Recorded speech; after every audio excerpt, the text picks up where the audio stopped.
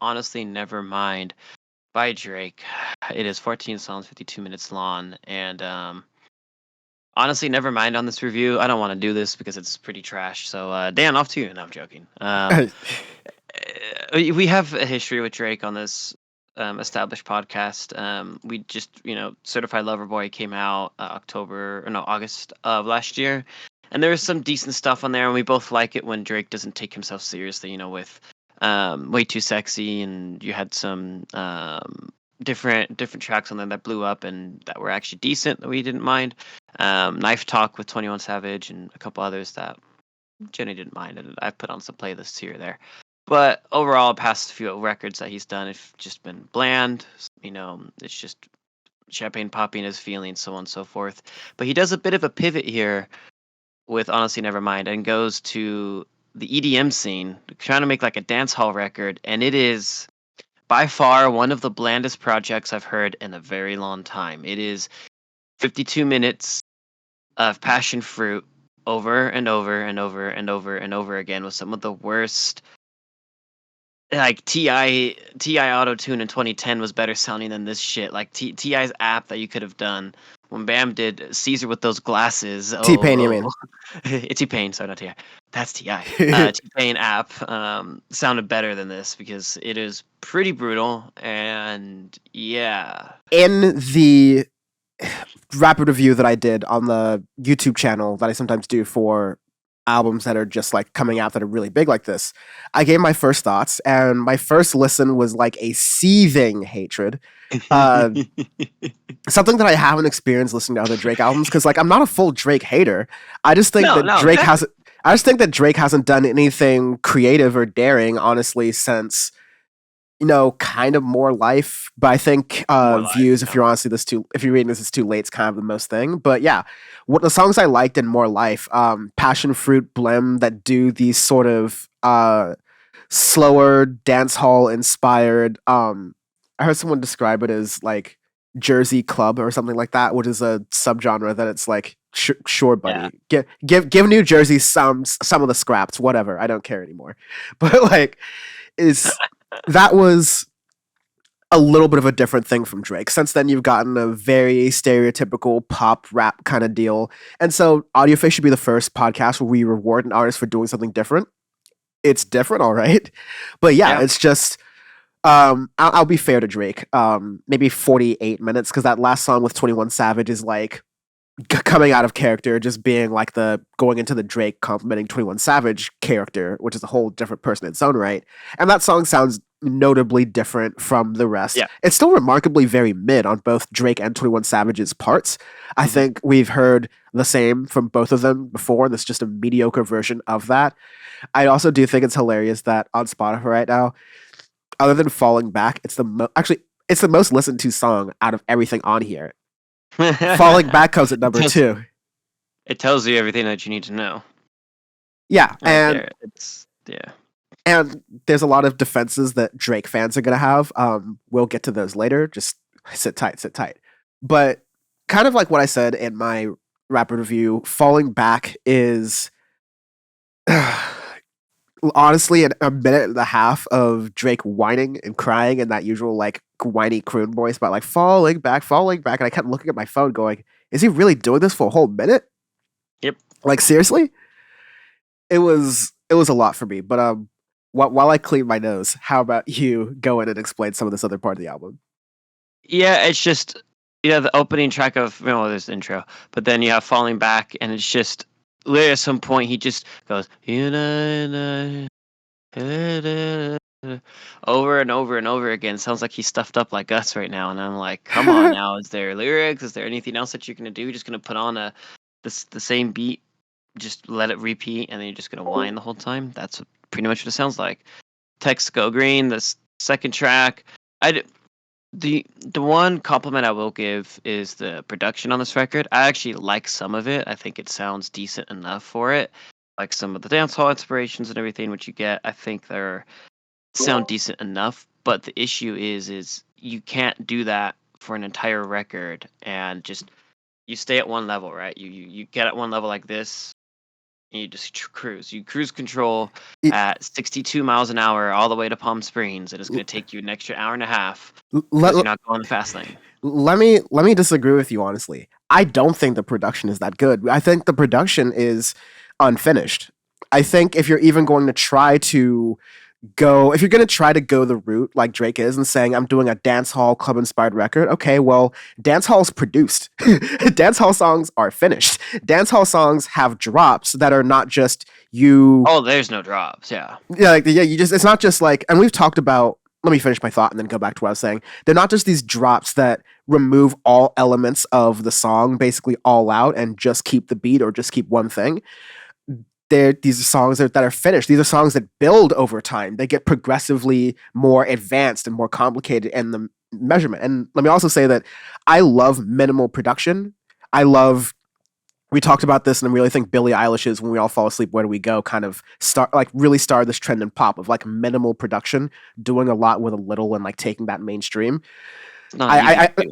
I love doing that, but there's a difference between minimal production and unproduced. This is unproduced stuff here because the moments that are supposed to hit the most, like in the middle of Overdrive, there's a drop. There are other parts of like I haven't even gotten Occurrence yet. More on that in like 30 seconds. Oh, But like, I can't wait to go in on Occurrence. give me like 15 more seconds. There are parts right there where the album should have its crescendos. It should have its moments. Any dance hall record or anything that's trying to call back or pay homage to those kind of things is missing that big drop. And it's just not here.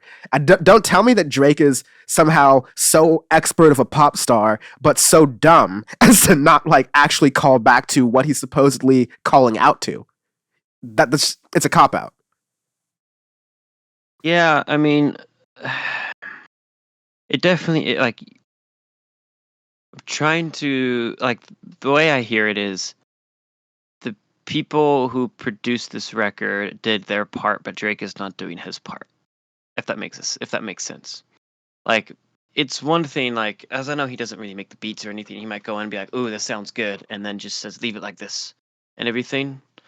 But the lyrics are definitely unfinished. The drops, there's nothing there. It's very lackluster in the way it flows throughout it as well. But I still think like there was potential with it in that way. Like there's potential sounds, there's potential things for hits and for other things that you can actually make sound good. But everything is just bland and it falls apart. And like you hear it the most with Currents. This is one of the worst pop songs I've heard in a long ass time, and that's saying something. And this is definitely getting nominated for worst song on. I don't even know what 2022 version of Audioface Award this is, but you know the new Scorched Earth, Hawaii, all that shit. This is the song. This is the This is song the with squeaky the bed song. This is the squeaky bed song. Whoever put the squeaky bed in for the sound needs to never even step foot in a music studio for the rest of their lives. They need to not. They can't even use like an analog, like the switch or anything for the rest of their lives. They can't even use a vacuum that has a dial. Like you're gone. That's it. No more.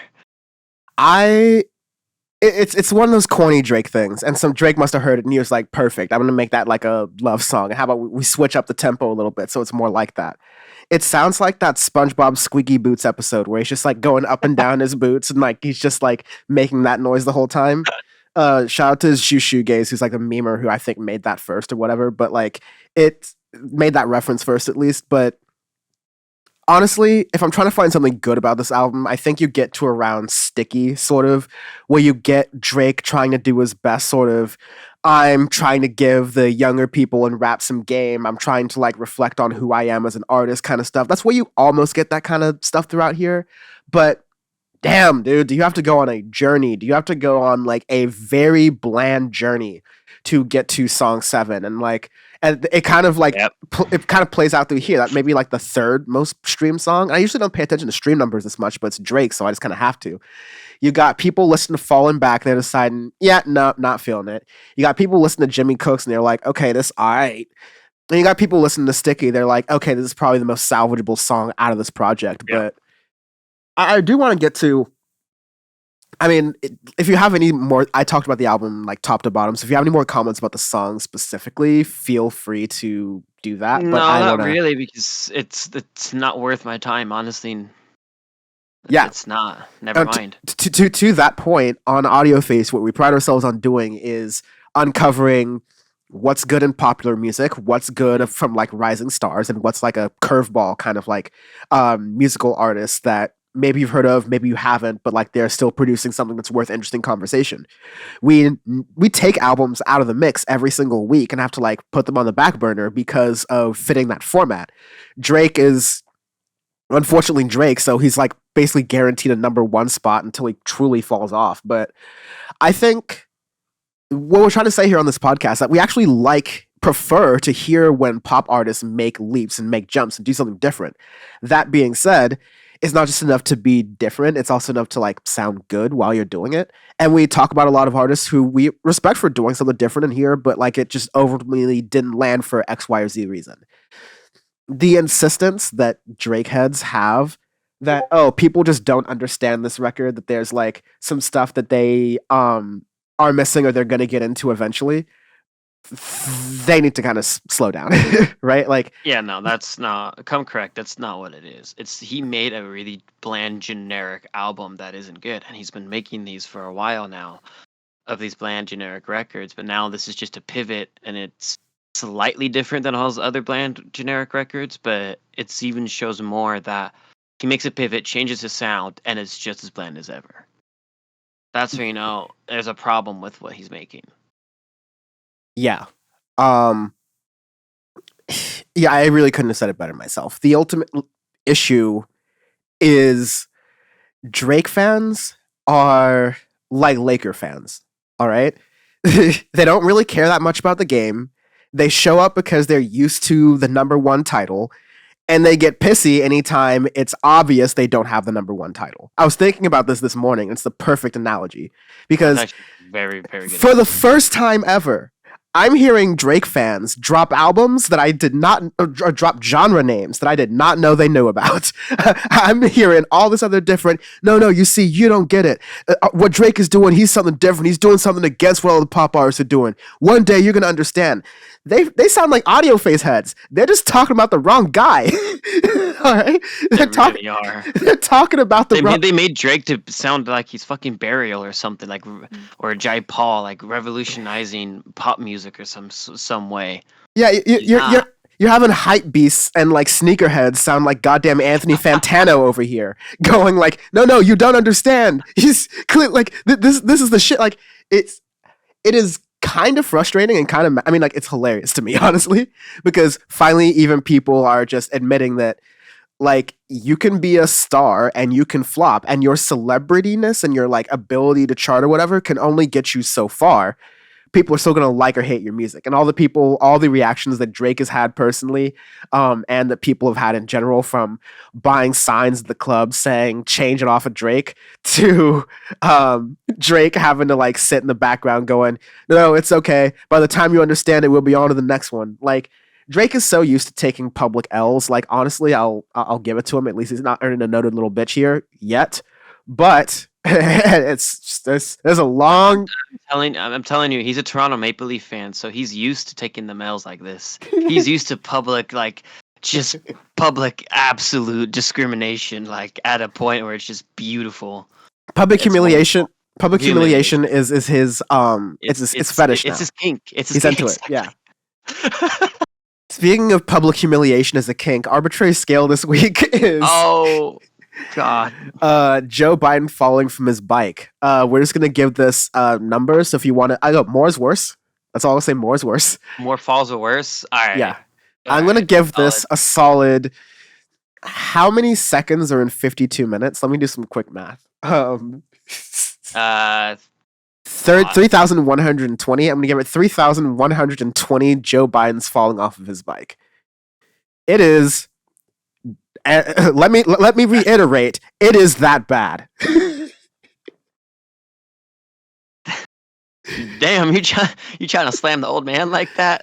Like, we all understand he's not our president, but like Damn, you just body slamming him back and forth like in a SpongeBob episode where you just with Patrick just going wah wah wah. Listen, if we get gas around 5:25, we'll have a different conversation, Joe. Joe. You don't got to worry about gas. God damn it, shut up. But me trying to be a populist driving an electric vehicle over here, just like man of the people, man of the people / fuck y'all. This is a solid like 28 falls. Like a solid 28, no more, no less. He forgot to unclip. We've all been there, Joe. We've all been there, myself included. Just not when I'm like 86. 86. I'll be retired from riding bikes then.